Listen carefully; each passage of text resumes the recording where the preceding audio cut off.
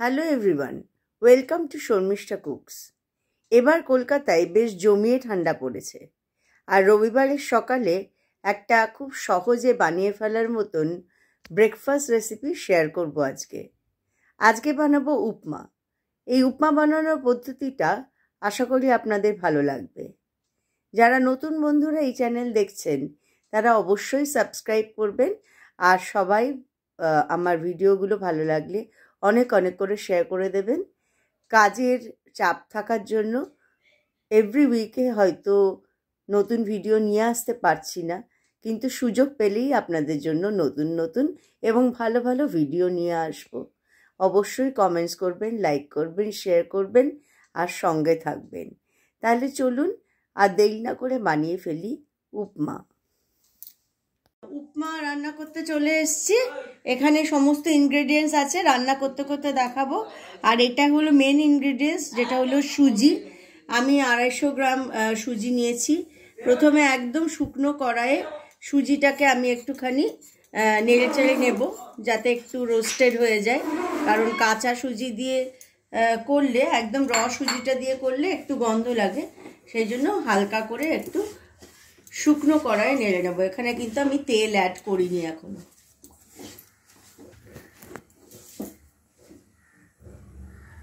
আমি sunflower oil নিয়েছি, কড়াই অলরেডি গরম আছে।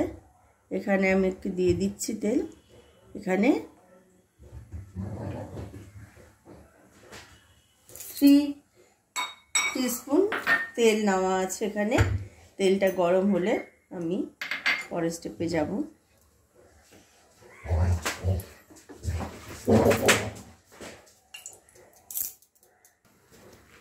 এবার দিচ্ছি কালো সর্ষে, এক চামচ, 1 থেকে 1.5 চামচের মধ্যে নিয়েছি। আর 2টো শুকনো লঙ্কা ফোড়ন দিয়ে দিলাম। এখানে আছে অল্প আদার কুচি,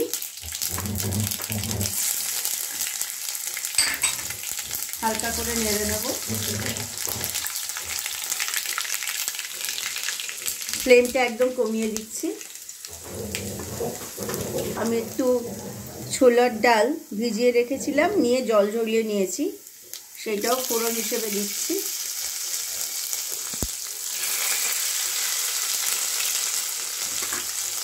আর এটা উড়দ ডাল বা বিউলির ডাল, সাদা বিউলির ডাল, সেটাও ছড়িয়ে দিলাম।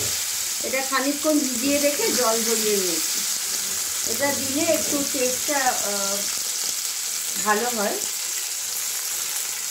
আর মুখে যখন এই ডালগুলো পড়ে তখন একটু খেতে ভালো লাগে আর কি। তো ভালো করে নেড়ে নিচ্ছি।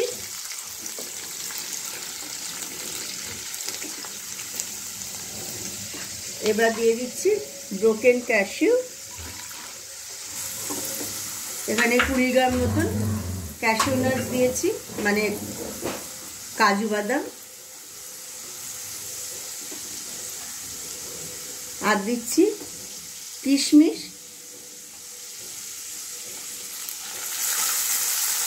সবটা দিলাম না, কিছুটা কিশমিশ দিলাম।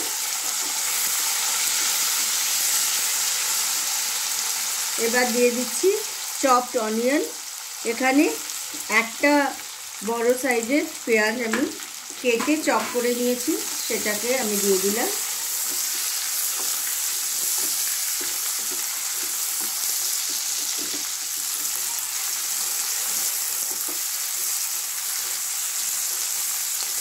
সতে করে নিচ্ছি। আর নিচ্ছি ক্যাপসিকাম, একটা গ্রিন ক্যাপসিকাম, আর একটা গাজর চপ করে নিয়েছি।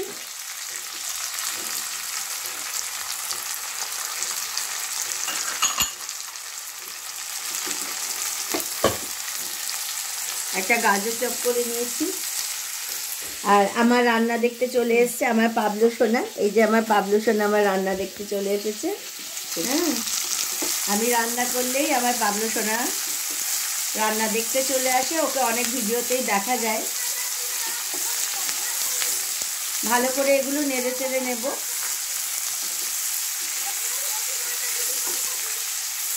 উপমা কিন্তু ব্রেকফাস্ট মিল যেমন, তেমনি ভীষণই ফিলিং। হ্যাঁ, মানে পেট একদম ভরে যায়।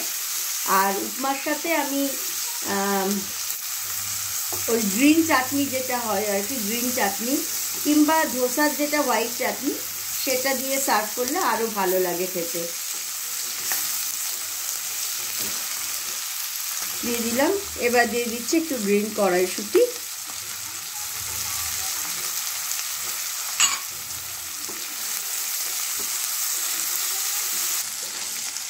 এইবার দিয়ে দিচ্ছি কাঁচা লঙ্কা। এটা ভালো করে নেড়ে চেড়ে নিয়েছি, অনেকটাই সফট হয়ে গেছে ভেজিটেবলসগুলো।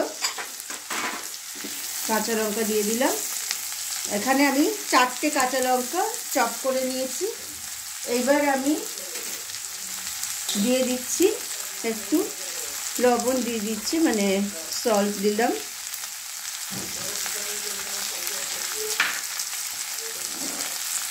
আর সামান্য চিনি, 1 পিঞ্চ চিনি জাস্ট দিলাম।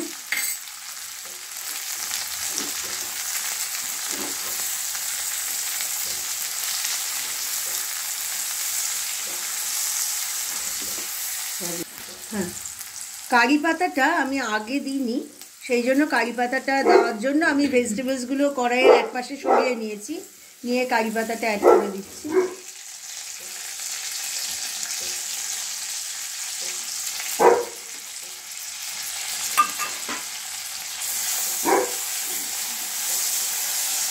কারি পাতাটা একটু নেড়ে চেড়ে নিচ্ছি, কড়াইয়ে সরিয়ে নিয়েছি, আর কারি পাতাটা এইভাবে ভেজে নিচ্ছি।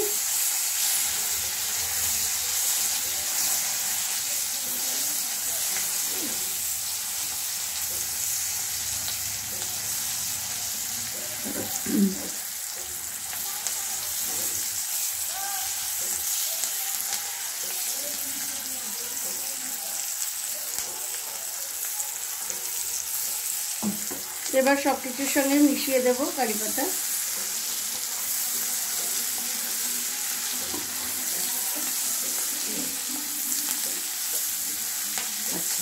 এটা রেডি হয়ে গেছে। এবার আমি যে সুজিটা রোস্ট করে নিয়েছিলাম শুকনো কড়াইয়ে, সেটা এবার দিয়ে দিচ্ছি।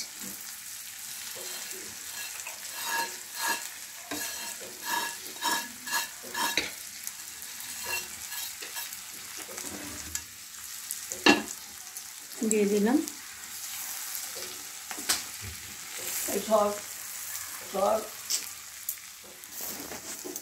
এইবার আমি জল দিয়ে দিচ্ছি।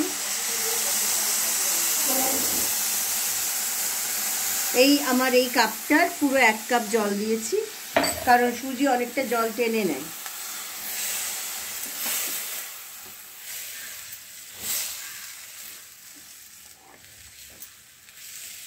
আমি সুজিটা একটু বেশি রোস্ট করে নিই, আপনারা ইচ্ছা করলে কম রোস্ট করতে পারেন, কিংবা র সুজিও দিতে পারেন, কিন্তু আমার র সুজি দিয়ে আমি করে দেখেছি, র সুজিতে একটু সুজির গন্ধটা লাগে, কিন্তু এইরকমভাবে দিলে সুজিটা খুব সুন্দর খেতে লাগে আর কি। উপমার সুজিটা খুব ভালো লাগে খেতে। আর এটা কিন্তু জলটা পুরো টেনে নেবে, ঝরঝরে হবে, সেই জন্য বেশি জল অ্যাড করা যাবে না।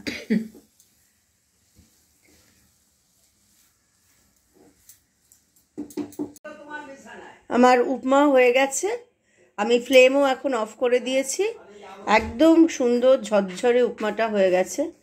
আমি এবার এটা একটু ঢেকে রাখবো। এটা আমি এখন একটু ঢেকে রাখবো। বাই দ্যাট টাইম আমি চাটনিটা রেডি করব, চাটনির সাথে সার্ভ করব। গরম গরম উপমা রেডি। আর আমি ওই গ্রিন চাটনি মানে ধনেপাতা, নারকোল, আদা, লঙ্কা আর সামান্য টক দই দিয়ে বানানো যে চাটনিটা, সেটা মিক্সিতে বানিয়েছি, সেইটা দিয়ে সার্ভ করেছি। এখানেও কারি পাতা আর সর্ষে ফোড়ন আছে।